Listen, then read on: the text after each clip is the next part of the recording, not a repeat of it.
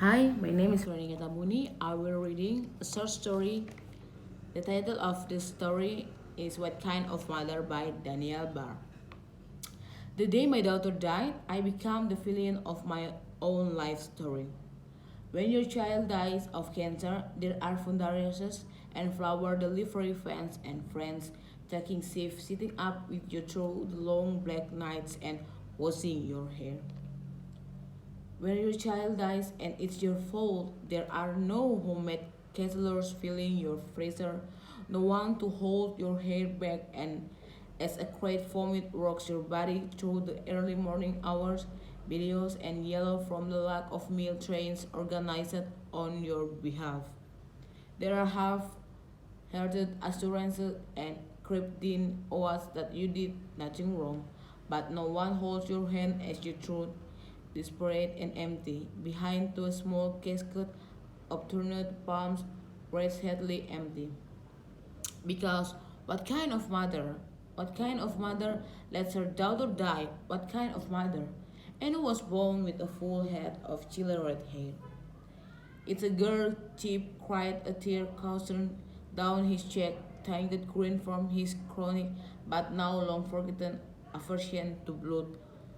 I'm so proud of you, he whispered, and he brushed an errant strand of hair, soaked with sweat from my forehead before planting a tender kiss on the top of my head. I can't believe she's here. In my worst moments, I imagine I imagine the last seconds of her life. Was she old enough, conscious enough from her own morality to know what was happening? I remember the bulging, terrified eyes of a newborn as a snook one side is pulled down over their bulbous, disproportionate heads, and for one fleeting second they are in the darkness without air or sense or comfort. If an infant can feel horror, primordial, instinctual, then surely she must have felt the same. Did she flounder, tracing, splashing, grasping for someone? Or was she a serene is in the way that babies are? That her mama would swoop in, be there any moment, save her? Was there a moment she realized help wasn't coming? Was she afraid? What image of her terribly short life bathed the backs of her eyeballs was brain slowly suffocated. Did she see my face? Did she see my face? Did she feel something akin to betrayal? With her final fragment of consequence, the last fire of snipers did my daughter brain sorry? Where is my mama? In the best moments, I have hoped that perhaps she simply floated wakeless and peaceful from the shore of this life, bobbing in the wake of her own tumbler until the over the over chlorinate cocoa that carried her away from me faded into stardust and eternity. On bad days, I know in my deepest, most terrible self that she didn't. Her gummy smile used to crack her face open, her mouth stretched wide, as if she couldn't contain all that joy within one terribly small person, as if I needed an outlet to pour out of. In the long, horrible days that came after, reporters from KGTV and VP10 and who knows where else congregate in the threadbare clusters at the end of our road, loping tentational toward our home from to time, craning their necks and their cumbersome cameras over our cinder block fence, trying to catch a shot of the pool or of me, or in a best case scenario of me lying prone, beating my first against the cheap terracotta tiles by the pool. I suppose I thought about it more than once. Eventually, she brusquely cleared the block, shakily shooing the sensible palm-clad and contoured reporters away from our home. Leave us alone, please. I heard him, his voice catching on a surprised sob. Mr. Sutton, a bright voice, dripping with my flames considered pale. Do you blame your wife for what happened to your daughter? Chief voice was gruff. My wife love Annie. Please, we love our girl. Leave us be. When the front door slammed behind me, his eyes traveled up to meet mine. He nodded stiffly and paid to his office, the door clicking close behind him. She only took contact naps. She opened blurry inky blue eyes and I do was as the fog of sleep lifted her momentary panic, her pupils contracting until they focused on my hovering face, and then the smile, that ear-shattering smile, relief and unbridled delight. Ah, you are still here. And it seemed to say, you don't have to be afraid, Annie. I'll always be here. I whispered, lips fitting into the shallow valley of the bridge of her nose. In the sheriff's office, they asked the same question in about a million ways. Could she walk? How did we suspect that she got out there so quickly? Was she still crawling? Even 11 months is awfully young to be walking independently, wasn't it? Eventually, Chip asked, are you implying that someone moved her out there?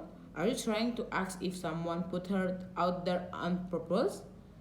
The sheriff waved the question away, a troublesome gnat zigzagging around the room, but it's buzzing. While filled my ears until a migraine bloomed and in my cerebellum, and two deputies had to help me out to the Subaru, Chip 3 paces ahead. He opened the door and I spilled into the back seat. The ride home was silent, but for the buzzing question still fighting between us. Her red dark fingers would bury themselves into the depth of my thick hair and spool ribbons of it into her soft palms, pulling my face toward hers a wet, open-mouthed kiss. As it tends to do, the news Kyle moved on and our phone yard fell silent. It felt like a force fire was cloaking our existence because the world moved on without us, without her, and without the reporters furtively sifting truth or trace. Now, no one acknowledged our existence, our loss at all. Her name disappeared from the local papers. The medical examiner and social service and the cemetery certifies now all stop calling, stop dropping in unannounced. It I feel invisibly, but for the realtors, there's Jack of the head in our direction, mumbling something to a prospective bias as they ushered them inside our neighbor's home, which had been abruptly listed for sale. It was just Chip and me and a stack of a pink yellow strip birthday present piled up in the corner of the living room that I couldn't be bear to move, even to my entire being vibrated with agony with every glance in their direction. But then suddenly it was just me. The divorce papers called our marriage irretrievably broken. While Mr. Sutton believed that Mrs. Sutton was not maliciously responsible for the death of their child, it is indisputable that Miss Sutton's action directly led to her death, the strain of which was contributing the total and arrangability breakdown of the marriage. Oh, Annie, I tried as I walked back to in the living room, fingers sliding my second day blowout through the second lobe of a hair tie on autopilot. Paw Patrol filled the room with a comfy beat. I froze. I did not notice that she wasn't in the her spot on the couch so much as the back door was open. I froze. Through the open blinds, I saw it. A mass of matted red hair bobbing just above the nearly still surface of the pool. The blob of pink flesh, floaty pajamas blurred through the lens of the water. And then I was tracing through was deep water, cutting my way toward her, fumbling to lift her dead out of the water as it flopped haphazardly about, all the tension released from her tendons and sinews heavy with water. This was not reality. Couldn't be. This was an unwanted image flighting through my brain. Another intrusive thought, like how each time I descended the staircase, the picture sprang to my mind, unbidden of fumbling, dropping her down the stairs, her doughty body thumping down its tiled step, punctuated by sharp cries, until there was only silence and one final thought. And then I close I'd close my eyes, shake my hand, and the horror will fall away like us, and cease to better, curdling and happy, tongue the tentatively poking at her newest tooth, and okay, she was always okay. No, no, no. My brain buzzed my with only this word, beating out, out a frantic rhythm that kept pace with my racing heart. There was no sound, no splashing, or the sudden squeals of flying hair on the cold deck tiles. But I would read later than the neighbors called the ambulance when they heard my screams. No, no, no, it was only 3 minutes. Her eyes were half open, almost sleepy, like when she fell asleep, milk drunk and content at my breast, peaceful like she never known fear. Oh God, had she been afraid?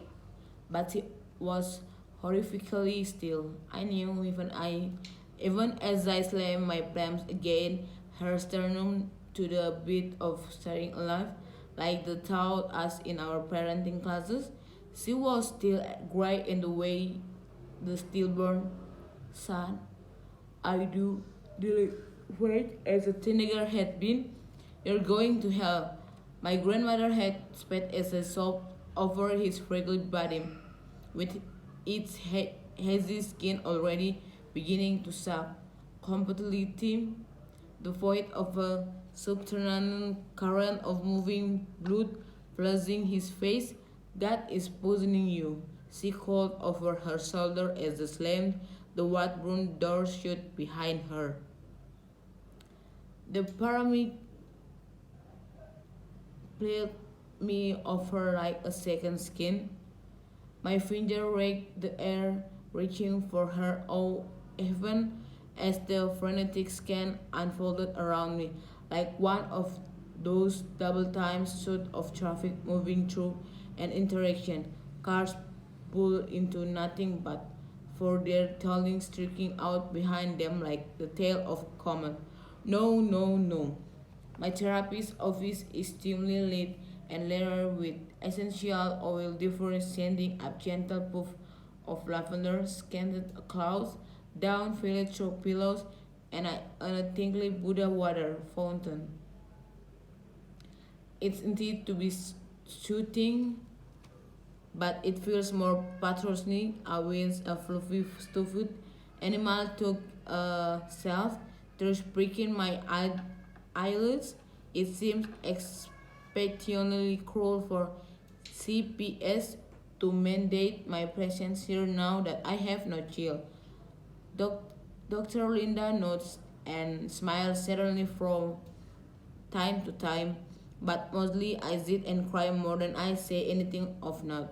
I certainly don't feel rehabilitated or supported or like I have been aided in any sort of revelation about how I got here to this snobby Ashley lovers in this dark office.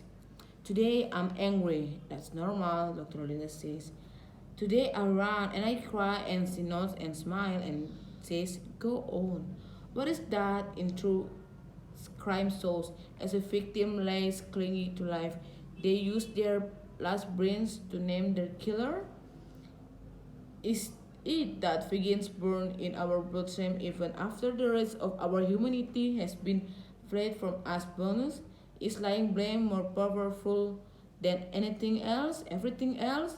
This equation keep me up night today, buffeting me with their sharp edge. Interesting, Dr. Lina says. Let's explore that idea. What do you think Annie Latward would have been?